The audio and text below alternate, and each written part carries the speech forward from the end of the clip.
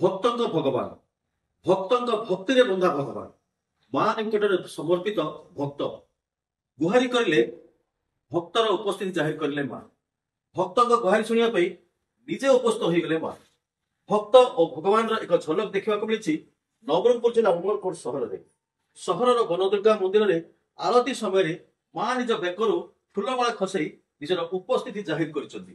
ପ୍ରକୃତରେ ଏହି ଉପସ୍ଥିତି କଣ ଆଉ ଭକ୍ତଙ୍କ ମନରେ କଣ ଭାବନା ଆସିଛି ଏ ସମ୍ବନ୍ଧରେ ଆମେ ପଚାରି ବୁଝିବା ନିମନ୍ତେ ବର୍ତ୍ତମାନ ପହଞ୍ଚିଛୁ ଶକ୍ତିପୀଠ ଠାରେ। ଆସନ୍ତୁ ସିଧାସଳଖ ପଚାରିବା ଯେଉଁ ପୂଜକ ରହିଛନ୍ତି ସେ ପୂଜକଙ୍କୁ କଣ କହିବେ ଆପଣ ଏଇ ଯୋଉ ଆପଣ ଯୋଉ ପୂଜା କଲେ ଏବଂ ଫୁଲମାଳ ଖସୁଛି ଏବଂ ଯୋଉ ଭକ୍ତ ମାନେ ରହିଛନ୍ତି ଏମାନଙ୍କ ଭାବନାକୁ ନେଇ କଣ କହିବେ ଆପଣ? ଜୟ ମା ଭବାନୀ। ମୁଁ ଅଭିଷେକ ମିଶ୍ର ବନ ଦୁର୍ଗା ମନ୍ଦିରର ପୂଜକ। ପ୍ରାୟ 3-4 ବର୍ଷ ହେଇଗଲାଣି ମାଙ୍କ ଠାରେ ମୁଁ ଆସିକି ପୂଜା କରୁଛି। ସକାଳ 7:30 ରୁ 9ଟା ପର୍ଯ୍ୟନ୍ତ, ତାପରେ ସନ୍ଧ୍ୟା 6:30 ରୁ 7ଟା ପର୍ଯ୍ୟନ୍ତ ପୂଜା କରୁଛି। ଆଉ ବହୁତ ଥର ମୋର ଅନୁଭୂତିର କଥା କହିବାକୁ ଗଲେ ମାଙ୍କୁ ମୁଁ ବହୁତ ଥର ଫିଲ୍ କରିଛି, ମାନେ ଅନୁଭବ କରିପାରିଛି। ଆଉ ବହୁତ ଥର ପୂଜା କଲା ଟାଇମରେ ବି ପାଉଁଜି ଶବ୍ଦ, ପ୍ରାୟତଃ ସନ୍ଧ୍ୟା ଟାଇମରେ ହଉ ସକାଳ ଟାଇମରେ ହଉ ପାଉଁଜି ଶବ୍ଦ ଶୁଣିଛି।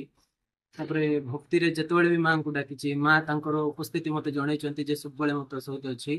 ଆଉ ସବୁବେଳେ ମା ଜଣାନ୍ତି ଯେ ତୁ କେବେ ଏକଲା ନାହୁଁ, ସବୁ ପରିସ୍ଥିତିରେ ସାଥ ଦିଅନ୍ତି। ଆଉ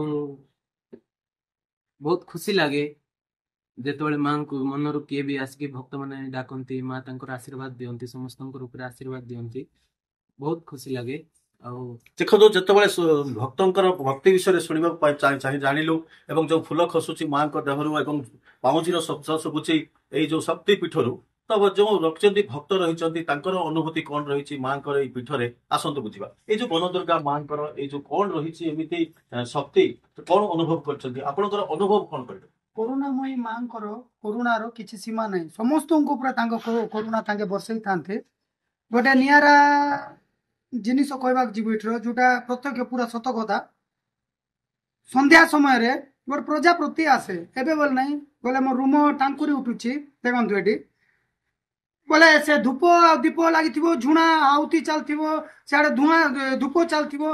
5 ମିନିଟ୍ ଜଣେ ମଣିଷ ବି ସେ ଭିତରେ ରହିବା କଷ୍ଟକର, କିନ୍ତୁ ଗୋଟେ ପ୍ରଜାପତି ଆସେ କଳା କଲରର, ବୋଲେ କହି ବି ହଉନାହିଁ ମୁଁ ସେ ଇଏଟା ଏମିତି ବୁଲିବା ଆଉ ଯିବ ବୋଲେ ସେତେବେଳେ ଭାବି ହବ ଯେ ମା ନିଜେ ଆସିକିରି ଭକ୍ତମାନଙ୍କୁ ତାଙ୍କର ଆଶୀର୍ବାଦ କରିଛନ୍ତି।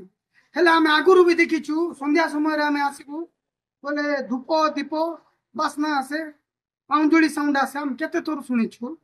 କେହି ବି ଯଦି କହିବେ ନା ଏଇଟା ମିଛ କହୁଛନ୍ତି ବୋଲେ ସେ ଭକ୍ତ ନିଜେ ଆସନ୍ତୁ, ଆମେ ସନ୍ଧ୍ୟା ବେଳେ ବସେଇବେ, କେବେ ବି ଆସନ୍ତୁ। ସକାଳେ 7ଟା 9ଟା ଯାଏଁ ପୂଜା ହଉଛି, ଆଉ ସନ୍ଧ୍ୟା ଟାଇମରେ 6:30 ରୁ 7ଟା 7:30 ଯାଏଁ ପୂଜା ହଉଛି।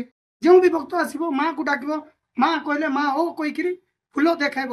ଏ ବର୍ଷ ବୋଲି ନାହିଁ, ସବୁ ବର୍ଷ ଆମର ମାଙ୍କ ପୂଜା ଆରମ୍ଭ ହେଲେ ଫୁଲ ପଡ଼ିବାଟା ପଡ଼େ, ମାଳ ଖସେ ସବୁଦିନେ। ଆଜି ବୋଲିକି ନାହିଁ, ସବୁଦିନେ ମାଳ ଖସେ ଆଉ ଫୁଲ ପଡ଼େ, ଯାହାଦ୍ୱାରା କି ମା ଆଶୀର୍ବାଦ କରନ୍ତି କି ଭକ୍ତମାନଙ୍କ ସହ ମୁଁ ସବୁବେଳେ ଅଛି। ଯେଉଁ ଭକ୍ତ ବି ଭଲ ମାନସିକ ରଖିକିରି ଭଲ ମନସ୍କାମନା ରଖିକିରି ମାନସିକ କରେ ତା ମାନସିକ ସବୁବେଳେ ପୂର୍ଣ୍ଣ ହୁଏ।